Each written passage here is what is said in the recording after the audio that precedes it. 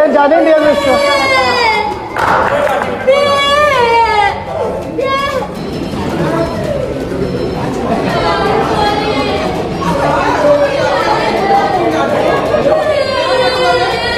ठीक है, जाने दिया इसको।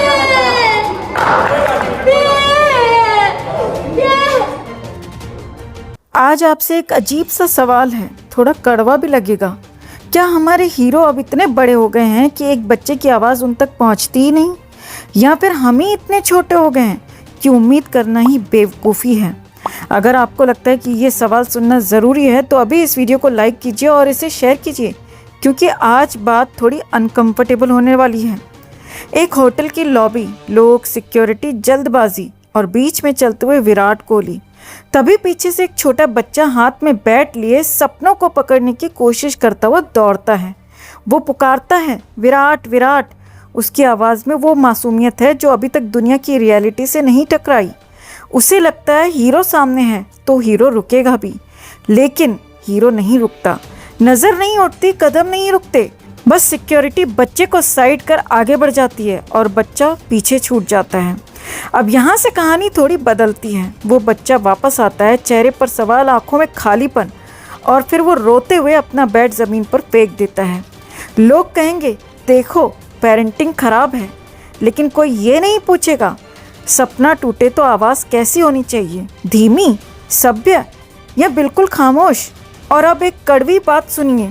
हमारे स्टार्स कहते हैं हम बच्चों के लिए इंस्पिरेशन हैं, पोस्ट डालते हैं, dream big, never give up.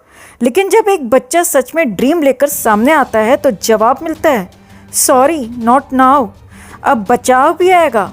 Match था, ड्यूटी थी, टाइम नहीं था। बिल्कुल सही, लेकिन एक सीधा सवाल, क्या 30 सेकेंड अब लग्जरी बन चुके हैं? क्या 1 सेकेंड के लिए मुड़कर देखना इतना महंगा हो गया कि उसे अफोर्ड नहीं किया जा सकता? क्योंकि सच ये है, आपके लिए वो एक रैंडम मोमेंट था, लेकिन उस बच्चे के लिए वो उसकी पूरी चाइल्डहुड मेमोरी बनने वाला था। एक कहानी जो वो सालों तक सुनाता। मैं विराट से मिला था, लेकिन अब शायद वो यही सीखेगा, हीरो सिर्फ स्क्रीन पर अच्छे लगते हैं।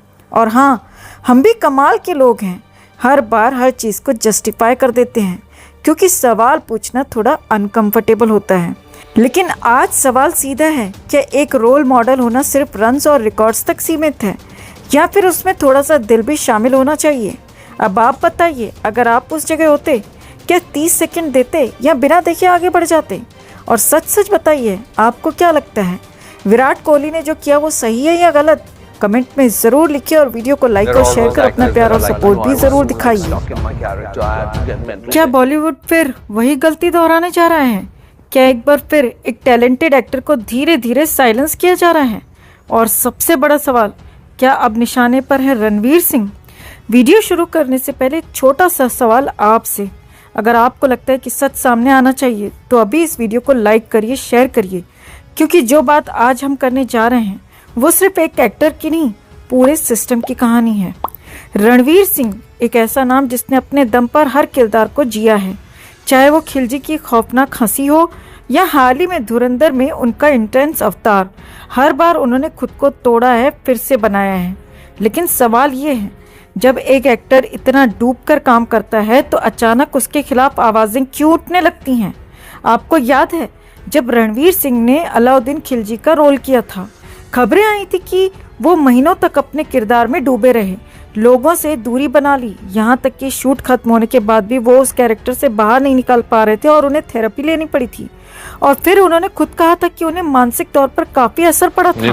मुझे अपनी मम्मी को फोन करके बोलना पड़ा कि मम्मी मुझे पता नहीं क्या हो रहा है, लेकिन ये मैं पहली बार महसूस कर रहा हूँ और ये अच्छी फीलिंग नहीं। लेकिन अब जब धुरंधर जैसी फिल्म में उन्होंने फिर से एक इंटेंस रोल किया तो इस बार वो चुप क्यों हैं? क्या उन्होंने सीख लिया है कि ज्यादा बोलने का मतलब है ट्रोलिंग, या फिर उन्हें पहले ही चेतावनी मिल चुकी है? अब एंट्री होती है एक और नाम की, जिम सर्व, जो खुद रणवीर के साथ पद्मावत में काम कर चुके हैं। हाल ही में उनका एक वीडियो वायरल हो रहा है जहां वो मेथड एक्टिंग पर तंज कसते हुए कहते हैं, शट अप ब्रो, तुम्हें अपनी लाइंस तक याद नहीं रहती थी? Actors that are like, I was so like stuck in my character. I had to get mental therapy and all for like weeks after. It's like, shut up, bro. You didn't even know your lines on the day. Like. अब लोग क्या कह रहे हैं? सीधा इशारा रणवीर सिंह की तरफ। लेकिन रुकिए, कहानी यहाँ और गहरी हो जाती है।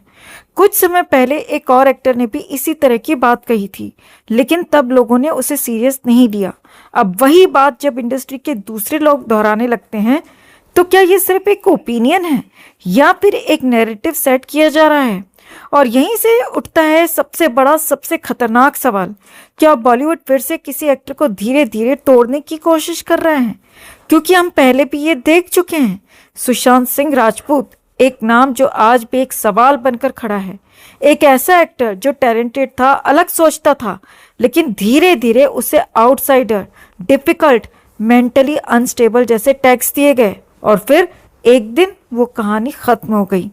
अब सवाल ये है दोस्तों, क्या इतिहास खुद को दोहरा रहा है? क्या रणवीर सिंह की सक्सेस, उनका अलग तरीका कुछ लोगों को खटक रहा है, या फिर ये सब सिर्फ एक संयोग है? सच क्या है ये तो वक्त बताएगा, लेकिन एक चीज साफ है, जब भी कोई एक्टर सिस्टम से अलग जाकर काम करता है तो या तो उसे सिर आंखों पर बैठाया जाता है या फिर धीरे धीरे नीचे गिराया जाता है। अब फैसला आपके हाथ में है। क्या ये सिर्फ एक बहस है या फिर एक पैटर्न? आप क्या सोचते हैं? कमेंट में से लेकर आप भी अपनी बात, अपनी राय जरूर रखें और वीडियो को लाइक और शेयर कर अपना प्यार और सपोर्ट भी जरूर दिखाएं। एक गाना जिसे पहले ठुकरा दिया गया, वही गाना बाद में इतिहास बन गया।